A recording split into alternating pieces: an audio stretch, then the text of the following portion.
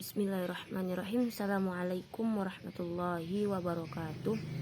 Baiklah, perkenalkan, nama saya Rizka Okta Aryanda dengan NIM 1022000011, Fakultas Syariah Prodi Hukum Pidana Islam.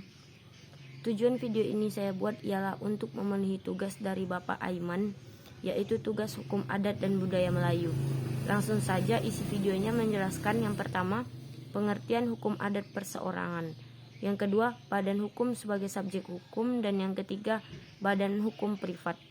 Yang pertama, pengertian hukum perorangan atau perseorangan ialah ilmu yang sangat menarik, namun pada pelakunya sering dijumpai kejanggalan dan perbedaan dalam penafsiran.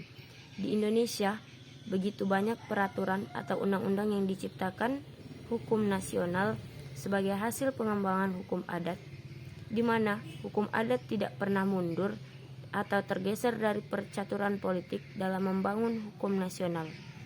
Adalah untuk terwujudnya hukum nasional dengan mengangkat hukum rakyat, yaitu hukum adat menjadi hukum nasional, terlihat pada naskah Sumpah Pemuda pada tahun 1928 bahwa hukum adat layak diangkat menjadi hukum nasional yang modern. Hukum perorangan adalah keseluruhan kaidah hukum yang mengatur kedudukan manusia. Yang kedua, subjek hukum dan wewenang untuk memperoleh, memiliki, dan mempergunakan hak. Hak dan kewajiban ke dalam lalu lintas hukum serta kecakapan untuk bertindak sendiri melaksanakan hak. Haknya juga hal yang mempengaruhi kedudukan subjek hukum. Dalam artian sempit, hukum perseorangan dapat diartikan sebagai hukum orang yang hanya ketentuan orang sebagai subjek hukum. Dan dalam artian yang luas, hukum orang tidak hanya ketentuan orang sebagai subjek hukum, tetapi juga termasuk aturan hukum keluarga. 3. Badan hukum privat merupakan badan hukum yang dibuat menurut berdasar hukum perdata atau hukum sipil, atau sekumpulan orang yang membuat kerjasama untuk membentuk badan usaha, dan adalah suatu kesatuan yang memenuhi syarat yang ditentukan hukum. Badan hukum privat yang membuat kerjasama atau membentuk badan usaha adalah suatu kesatuan yang memenuhi syarat yang ditentukan hukum. Badan hukum privat yang mempunyai tujuan profit, contohnya adalah perseroan terbatas atau PT, dan non-material seperti yayasan. Hukum privat juga meliputi hukum perdata dan hukum dagang. Hukum privat adalah rangkaian peraturan atau hukum yang mengatur antara satu dengan yang lain.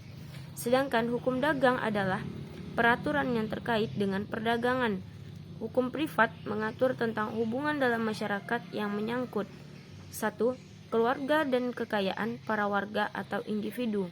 Yang kedua, hubungan antar warga atau individu. Dan yang ketiga, hubungan antara individu dengan alat negara.